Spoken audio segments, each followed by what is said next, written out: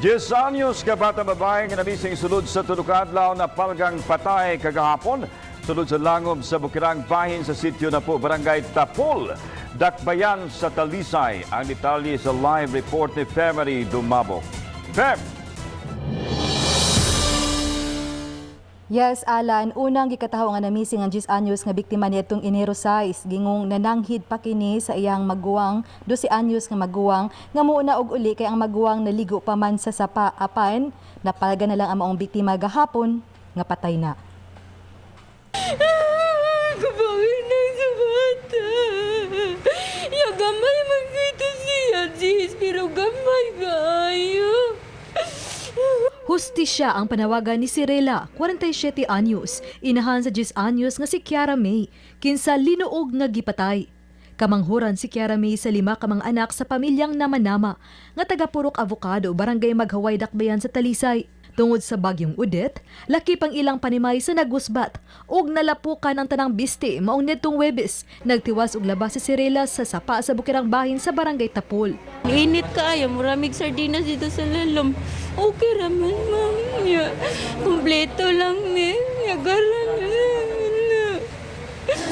Kulang na sila.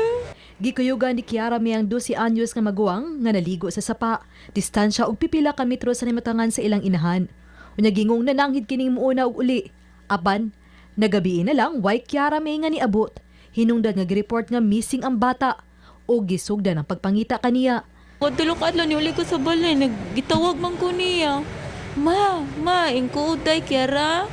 Mato dadali ko balik sa sapa, gitawag na ko dito, nituo ko na araw, wala man.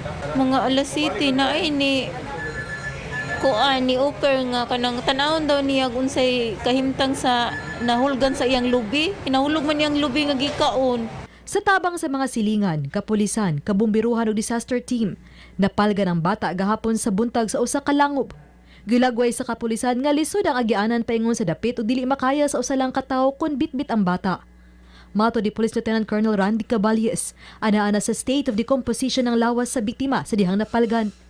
Gipaabot pa usab nila ang resulta sa autopsy aron masuta kung giamong-amungan ba ang bata sa wa pa kinipatya.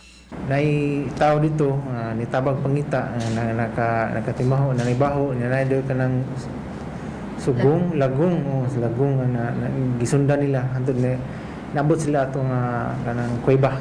Konsensya unta sila, ma'am. Hindi sila pakatulgon. Masilutan sila. Masurinder sila. Kinsa man doon makakita, witness unta sila, ma'am. Para dili na makabiktima sila glain pa. Ang mayor sa Dakbayan kinsa may bisita sa pamilyang Namanama ni pasalig nga mohatag og 100,000 pesos nga reward money alang sa pag-ila og pagsikop sa responsable nga mihimo sa krimen. Ma-feel yun ako iyang kasakit. I have a 10-year-old daughter. I don't know what she's going through. So ako lang siyang giingnan that we'll do everything we can to put the people involved. Abagahon usab sa kagamhanan ang pagpalubong sa biktima.